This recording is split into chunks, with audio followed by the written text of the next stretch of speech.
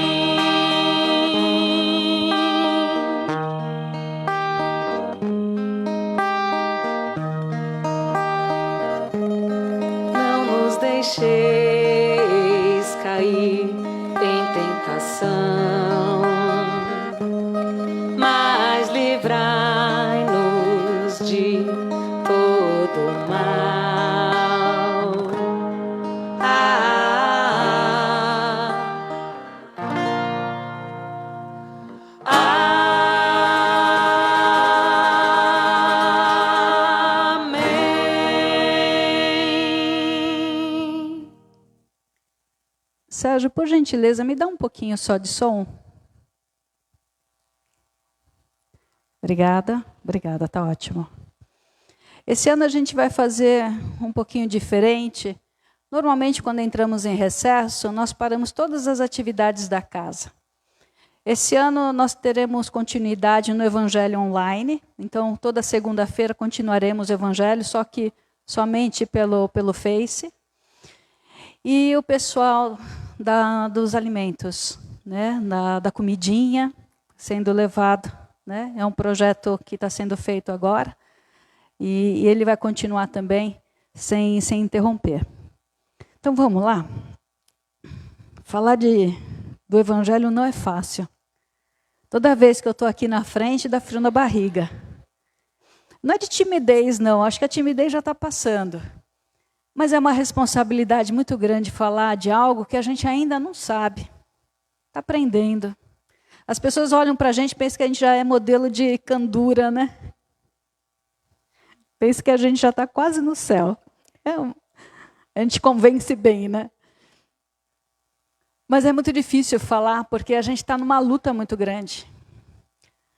E aí, pensando, antes de vir para cá, no nosso trabalho, no encerramento, vejam, a vida tem ficado mais apertada. A vida tem pressionado mais. É raro alguém dizer assim, nossa, tá facinho. É raro. Na verdade, eu não conheço. Né? Eu vou falar que é raro só para não ser taxativa demais. Mas, normalmente, a gente está sendo desafiado. Normalmente, a gente parece que vai pegar um fôlego, acontece uma coisa de novo. Vai pegar um fôlego, então a gente está sendo questionado. Algum tipo de mudança de padrão. Vamos lembrar que nós trazemos padrões de comportamento de outras reencarnações. Né? Às vezes a gente, infantilmente, pensa assim, eu devo ter errado, sem se apropriar do termo que erramos mesmo. Como se fosse uma novela que passa na nossa cabeça as outras reencarnações, e não fatos que a gente viveu. Então a gente vem com esses padrões, alguns muito bons já, outros bem mais ou menos. E eles são fortes, porque eles nos puxam de novo, que são as chamadas tentações, né? A gente se sente tentado a. Hoje à tarde eu estava conversando com a Carol e falando, puxa vida, que época é essa que é tão fácil trair? Tão fácil, né? Um relacionamento que é construído, e hoje as pessoas, pluft, né? O que está acontecendo? Então, existem necessidades da gente também ter um pouquinho mais de determinação. Determinação é quando a gente usa a vontade com mais direcionamento. Não devo. Não é o que eu vim fazer. Eu preciso mudar o padrão. Porque senão eu posso ir para o contrapadrão. Contrapadrão é uma situação não de inversão daquilo que a gente estava vivendo, mas é um adoecimento do padrão antigo. Veja que é muito comum a gente encontrar pessoas que se sentem muito inferior, acha que não tem sorte na vida, escolhe sempre pessoas duras, arbitrárias, para machucar. Então, é um contrapadrão. Não é para a gente viver nem machucando e também não sendo capacho. A gente não veio para a Terra para continuar a sofrer. A gente veio aqui para corrigir. Isso dói. Mas a gente não veio aqui. Ninguém veio com um planejamento de reencarnação para continuar fazendo coisa errada. Eu vim porque eu vim ser o karma do meu esposo. Olha que lindo. Fácil, né? Então eu já encontrei... Desculpa. Já encontrei uma tarefa na vida. Ser o karma do meu marido. Olha aí. Tem uma missão. Desculpem a brincadeira, mas isso não existe. A gente veio para cá para brilhar. Para começar a nossa luz a aflorar mais. Não adianta ser inteligente. Onde que eu coloco minha inteligência? Para fazer golpe? Hoje mesmo, 3 ligações tentando dar algum tipo de golpe. É assim que eu vou passar aqui na Terra? Tentando me dar bem de algum jeito, na ingenuidade do outro? Não. Então, esses tempos chegados, esses tempos tão anunciados, a gente está vivendo na pele. E a gente vai precisar entender que aquilo que apela dentro da gente, que incomoda, que machuca, principalmente quando a gente acha que estamos recebendo ingratidão, quando a gente acha que está sendo enganado por alguém, principalmente nesse tom, é um movimento da gente aprender a justiça de Deus, não dos homens.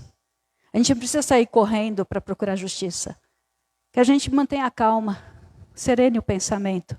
Porque o pensamento desafogado, o pensamento tumultuado, ele não consegue pensar com lucidez. A chance da gente evocar memórias do passado, memórias não só psíquicas, de formas de ideias, mas memórias sinestésicas, memórias de falsas intuições, é muito grande. E parece que vai acontecer, né, quando a gente pensa assim. Leon Denis. Trabalhar para refazer o homem interior e a sua saúde moral. Homem interior e a saúde moral. Quem nós fomos e o que nós seremos. Será que a gente já fez toda a transição? Onde anda a sua saúde moral? Você emprega esforços realmente para se modificar ou para tomar conta da vida alheia? Você está empenhado em educar seu filho ou para projetar os seus conflitos emocionais na cabecinha dele? Você realmente quer ser um voluntário do Cristo ou você quer fugir das suas dores morais? São tantos questionamentos que a gente precisa ter sinceridade interna. Por isso que essa determinação, essa força de vontade é para se olhar, não é para olhar o outro. A gente está cheio de juízes já, né? E ele fala algumas coisas, o nosso evangelho hoje é em cima do pensamento dele, das reflexões, né? Olha só, atualíssimas, ele nasce em 1846 e desencarna em 1927. Os pensamentos atuais. O espírito humano está em trabalho, por toda parte, sob a aparente decomposição de ideias e dos princípios. A gente costuma dizer aqui na Seara, muitas vezes, que inteligência não é a capacidade de acumular informação. Tem esse ponto. Mas esse é o primeiro degrau. O segundo degrau é a capacidade associativa. A gente associa esse monte de informação para se posicionar e ter uma ideia. Ter conceitos. Mas também não para por aí. A inteligência no seu alto grau é aquela que consegue substituir valores antigos por novos. Vejam que tem muitas pessoas extremamente astutos no raciocínio, mas não conseguem substituir esses pensamentos antigos, que são os preconceitos. Né? Não os preconceitos comuns que a gente vê por aí, mas os preconceitos internos, aquelas crenças limitadoras, aquelas crenças que foram formativas, desculpem a linguagem, formativas na nossa infância, no meio que a gente viveu, no local que a gente está vivendo com as pessoas, e o quanto isso influencia a dificuldade da gente ficar em paz, da gente ficar feliz. Porque a gente tem momentos de alegria, né? Quem que não dá uma risada hoje? Quem que não vê uma bobagem e se diverte? Mas felicidade é outra coisa. A felicidade de estar em paz, essa é raro também acontecer. Então, a gente precisa entender esse trabalho. Trabalhar. Quantos já trabalham e trabalharam muito? Já estão até desacelerando o trabalho da vida humana. Só que não é esse trabalho. Não é esse esforço diário para colocar o pão na mesa. Esse trabalho de quando você perceber que seu filho fez algo que não deveria, ter a paciência de educar, de conversar e não punir. Quando você vê que um irmão seu, um amigo, te pede um comportamento que não é ético, que na amizade ele ganha alguma coisa, mas lesa alguém, você falar não, você está ajudando. É um trabalho. E não é fácil, hein? Porque é cada saia justa que a gente entra, né?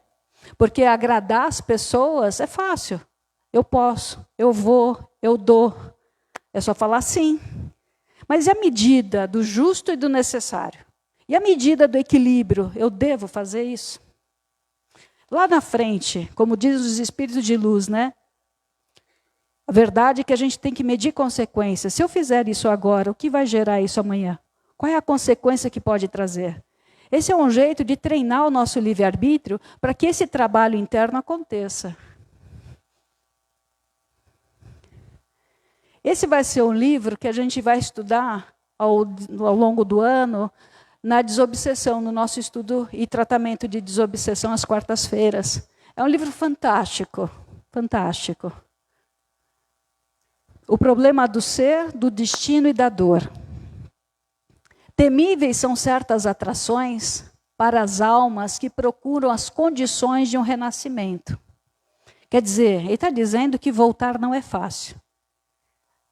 Muitas vezes a pessoa quer partir, está cansado da vida, decepcionado com algo, tomou uma decisão que se equivocou de forma tão terrível que ela tem até ideação suicida. Não estou aguentando mais.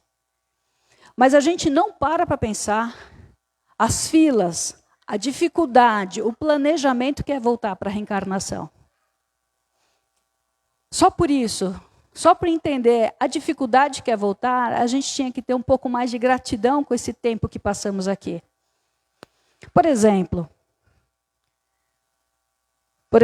nas famílias alcoólicas, de devassos, de dementes, quer dizer, precisamos voltar. Mas não quer dizer que a gente vai voltar no campo todo florido. Que a nossa família vai estar tudo bonitinho, igual uma propaganda de Doriana. Nós vamos atrair a condição necessária para burilar o nosso espírito, o nosso caráter. Vamos atrair, por lei de sintonia e afinidade, o ambiente e as pessoas que têm traços de caráter parecidos com o nosso. Que estão em atividade, no padrão, ou estão em contrapadrão, quer dizer, não foram educados, ou estão explícitos, ou estão reprimidos, que gera atração do mesmo jeito. Como conciliar a noção de justiça com a encarnação de seres em tais estados? É por isso que a gente vê, na aparência, algo que não contabiliza com a justiça divina. Parece que está estranho. Que Deus é esse que permite que uns sofram e outros riem? Porque Deus permite a pobreza absoluta? Porque Deus permite a desigualdade, a violência? Porque Deus não se interfere e simplesmente acaba com toda a dor humana? Ele não poderia fazer isso? Essa resposta, ela é só possível através do pensamento evolucionista. Vamos pensar um pouco juntos? Se Deus, com todo o seu poder, tivesse a vontade dele fosse que todo mundo nascesse já pronto, não teria embate, não teria mérito. Todo mundo seria igual, não teria diferença. Agora ele traz para cada um de nós o exercício desse trabalho. Esse exercício de se olhar e esse exercício de brilhar. Então, ele permite, sim, coisas que nós mesmos construímos. Ele permite que cada um seja dado segundo suas obras. Então, vai de cada um de nós procurarmos parar de derramar o leite e começar a ter boas obras. Mas não adianta eu pegar aquela roupa que eu não uso, que a gente estava brincando tempo atrás, né? Eu comprei em 1987, achando que eu ia emagrecer e não emagreci. E aquela roupa está guardada me esperando emagrecer até hoje. Aí eu falo, nossa, eu vou ser caridosa. Eu vou pegar essa roupa, comida pelas traças já, né? 87, e vou dar para alguém. É bom? É bom. Alguém com certeza vai fazer bom uso. Mas isso não é caridade. Caridade é gentileza. Caridade é não revidar a ignorância, né? Por isso que é tão difícil estar pegando o microfone aqui e falar. Porque caridade é muito mais. Caridade é não julgar, né? Caridade é não medir pela aparência. Nossa, caridade é uma coisa tão difícil. E tão sutil. E o mau uso prolongado do livre-arbítrio, a procura constante de resultados egoístas ou maléficos, que atrai a alma para genitores semelhantes de si. Olha aí. A gente vê tanta barbaridade acontecendo com as crianças, né? Aquele espírito aparentemente tão infantil, tão ingênuo, está nas garras, às vezes, de um vilão, de um malfeitor.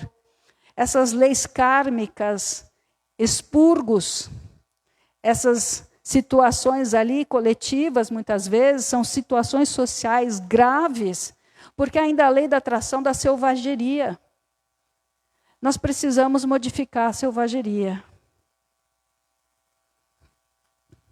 Os genitores da próxima reencarnação fornecer-lhes-ão materiais em harmonia com seu organismo fluídico, o nosso perispírito, que tem toda a memória do que nós somos, daquilo que irradiamos. É a verdadeira pessoa, não é essa persona iara.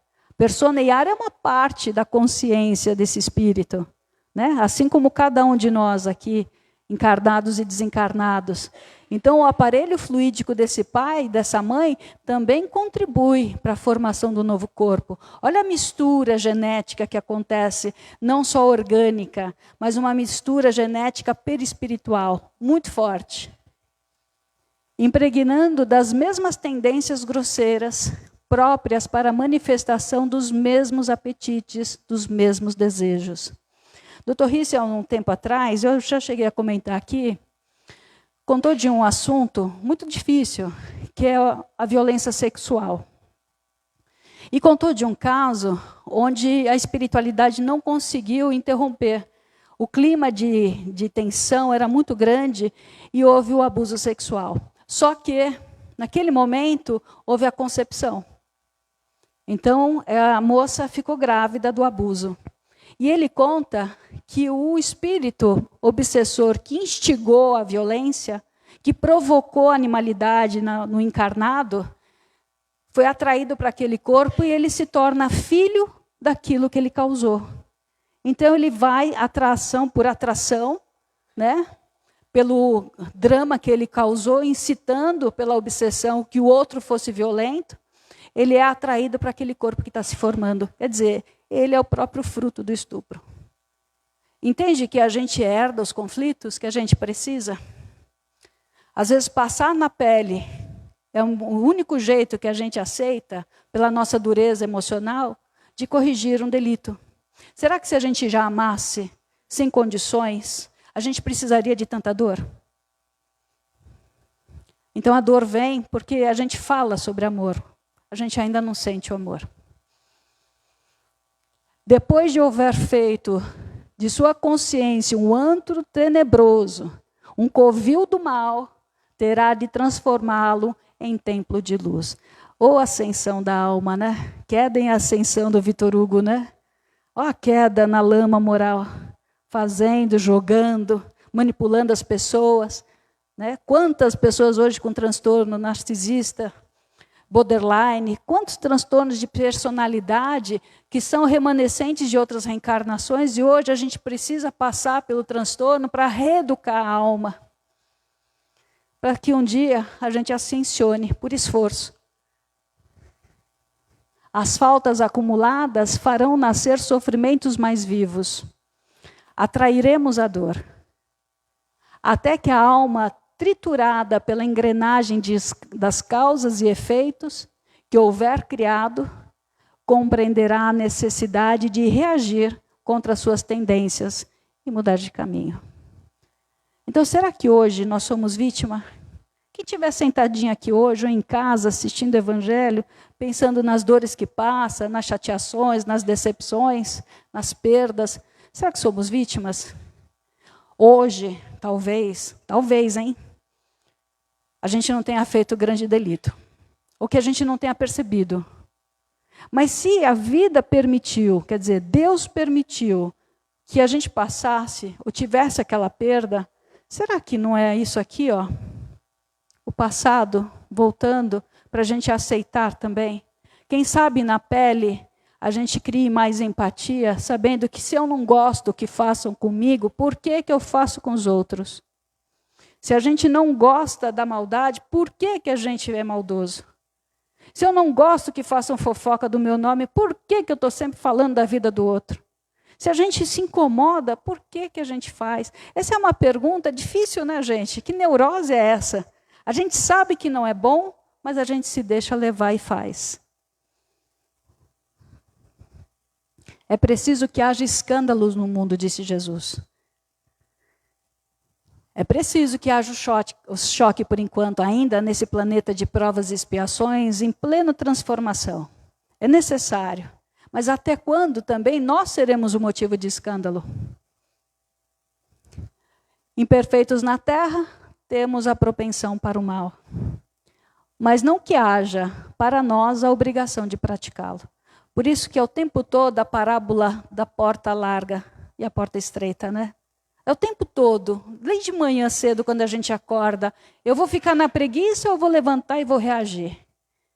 Eu vou ficar irritada com pensamento ruminante o dia todo ou eu vou reagir e vou fazer uma higiene mental através de uma prece?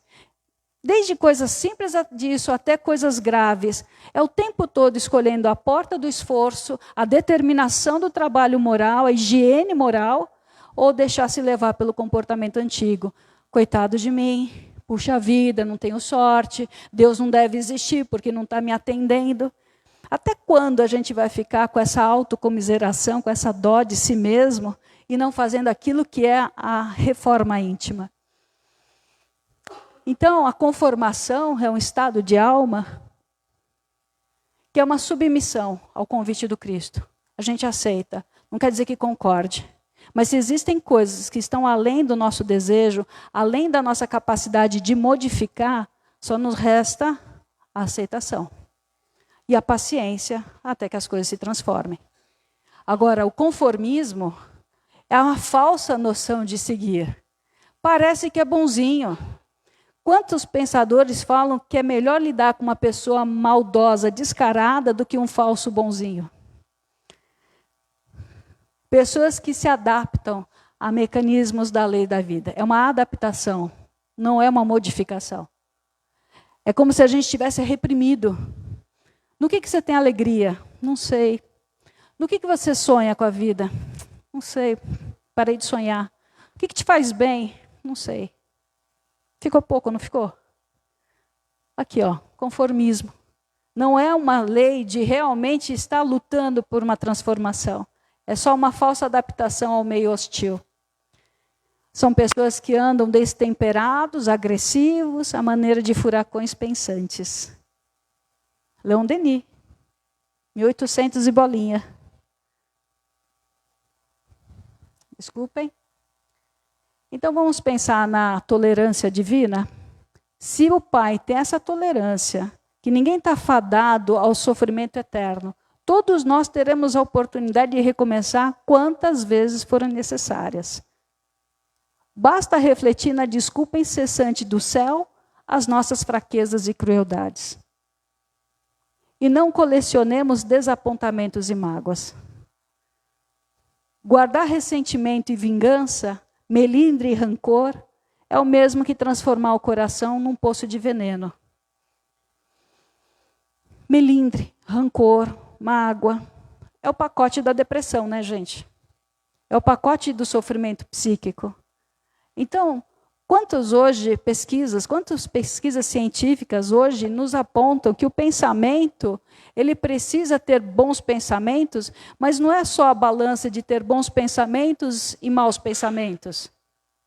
Um não anula o outro. É isso que a ciência está provando hoje.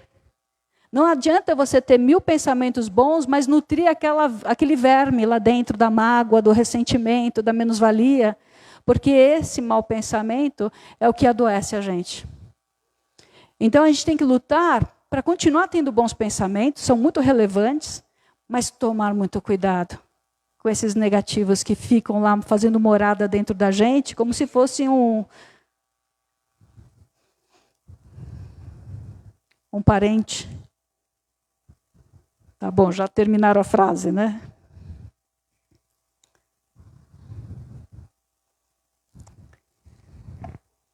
Pessoal que está em casa, nós aqui presentes, vamos fechar os nossos olhos?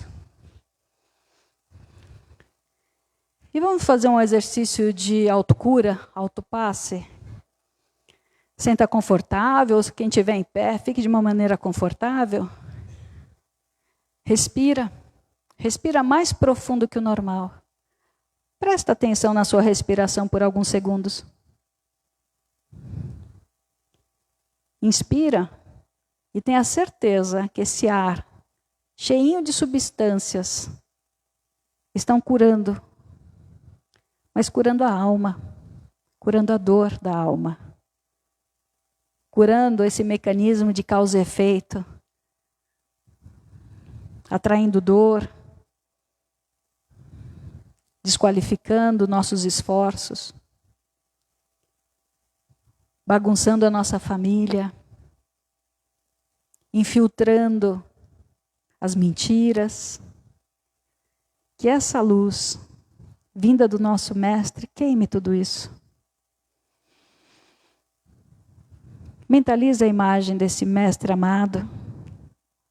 Traga com força, com determinação para o seu pensamento, nesse instante, a energia tão poderosa.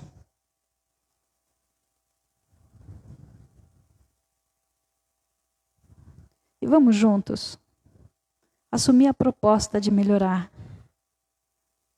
de ter mais paciência, de ter mais vontade, de refrear a língua, de olhar o lado bom dos outros, de festejar a conquista do nosso próximo sem cair na inveja ou na maledicência. Vamos assumir esse compromisso, nos preparando para esse novo ano que se inicia. E que esse Mestre esteja a cada passo do nosso lado. Pai nosso, que estais nos céus, santificado seja o vosso santo e divino nome. Venha a nós o vosso reino, seja feita a vossa vontade, assim na terra como nos céus. O pão nosso de cada dia nos dai hoje, Senhor. Perdoai as nossas ofensas, na medida que nós perdoarmos aqueles que nos têm ofendido. E não nos deixeis cair em tentações, mas livrai-nos de todos os males. Graças a Deus. Boas festas a todos. Muita paz no coração e muita vigilância no nosso comportamento. Vão com Deus e nos encontramos num próximo encontro. Muito obrigada.